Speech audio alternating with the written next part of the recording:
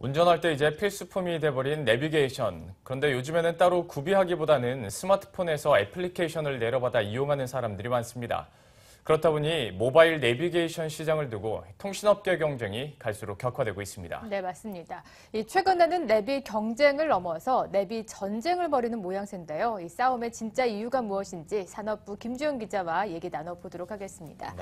네, 김 기자, 티맷은 SK플래닛 그리고 김 기사는 락앤롤 이 두 회사가 지도 공방에 나서고 있는데 소송전까지 들어갔다고 들었어요. 이 싸움의 진짜 배경은 무엇인지 그것부터 좀 짚어볼까요?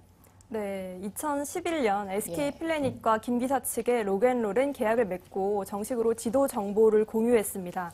당시만 해도 김기사 측 락앤롤이 벤처 기업이었습니다.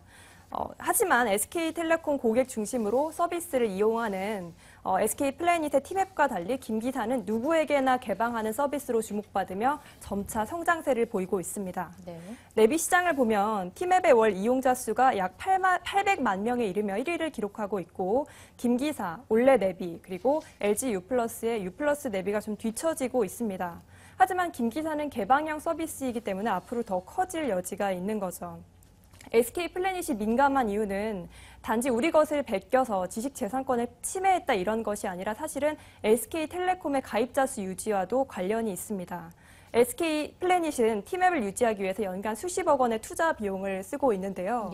그렇기 때문에 SK텔레콤 고객에게는 무료로 제공하고 LG U+, 그리고 KT 고객에게는 각각 매달 4,000원씩 요금을 받고 있습니다. 실제로 티맵 때문에 SKT를 쓰는 분들도 있는데요. 이런 상황에서 누구에게나 개방하면서 티맵과 비슷한 품질을 내세우는 김기사가 커지면 SK텔레콤 가입자 수 유지에도 영향을 미칠 수밖에 없기 때문에 이번 소송의 그 이면의 배경이 될 수도 있다고 보는 시각들이 많습니다. 네. 소송 배경에 대해서 한번 짚어봤습니다만은 싸우는 진짜 이유에 대해서도 다시 한번 우리가 속내를 들여다볼 필요도 있을 것 같습니다. 지난 5월에 카카오가 김 기사를 인수한 점도 아무래도 이번 싸움의 진짜 이유가 되지 않을까라는 생각도 드는데요. 좀 어떻게 판단하고 계신가요? 그렇습니다. 이제는 대기업 대 벤처기업이 아니라 대기업 대 대기업의 싸움이 된 것이죠. 김 기사 측을 이제는 벤처기업이라고 보기에는 좀 무리가 있다는 시각들이 있습니다. 말씀하신 대로 일각에서는 그동안 카카오와 SK플래닛이 갖가지 사업에서 부딪혀 왔는데 해묵은 갈등이 이번 기회에 드러난 것이 아니냐 이렇게 보고 있습니다. O2O라고 하죠. 온라인과 오프라인 연계 서비스 사업에서 카카오와 SK플래닛이 계속 맞붙어 왔는데요. 예를 들어 우리가 카카오톡 쓸 때 예전에는 기프티콘이라고 해서 모바일 상품권 서비스가 있었는데 이걸 SK플래닛이 제공을 해왔거든요. 그런데 지난해 7월 카카오 측이 SK플래닛과 계약을 이제 중단하고 자체적으로 서비스를 내세우면서 갈등이 심해졌습니다. 또 모바일 택시에서도 카카오 택시 그리고 SK플래닛의 티맵 택시가 경쟁을 벌였는데 여기서는 카카오 택시가 승기를 잡았었죠. 네. 지금까지는 티맵이 우선순위에 있고 이제 카카오가 락앤롤을 인수하게 되면서 이제 김 기사의 향방도 또 궁금해지는데 그래도 티맵과 김 기사 상당히 많이 이용들 하고 있습니다. 나머지 내비 업체들도 좀 궁금해지는데 이 투톱 체제가 계속 이어질 수 있을까요? 네, 지금까지는 티맵 그리고 김 기사가 좀 우세한 편인데요.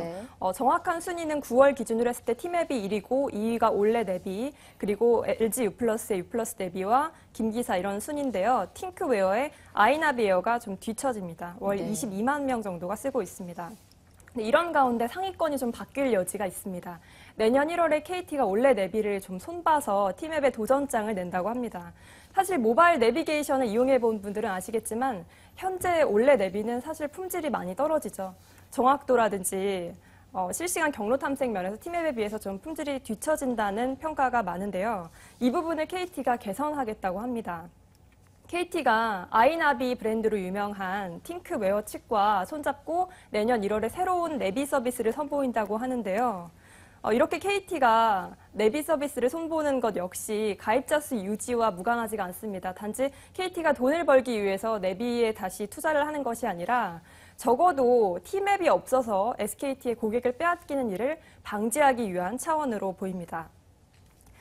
KT는 또 지금처럼 자사뿐만이 아니라 LG U+라든지 SKT 고객에게도 개방형 서비스로 무료로 제공을 한다고 합니다. 사실 품질이 관건이겠죠. KT의 새로운 내비 서비스가 얼마만큼의 품질을 가질지 지켜봐야겠지만 그래도 기존보다는 개선되지 않겠어요. 그런 만큼 티맵이라든지 김 기사 모두에게 긴장이 될 것으로 보입니다. 네. KT의 새로운 서비스에 대해서도 계속해서 예의주시해야 될 것 같고요. 무엇보다 대기업과 대기업 간의 내비 전쟁의 승자가 누가 될지도 지켜봐야 될 것 같습니다. 지금까지 김주영 기자와 함께 알아봤습니다. 잘 들었습니다. 네, 고맙습니다.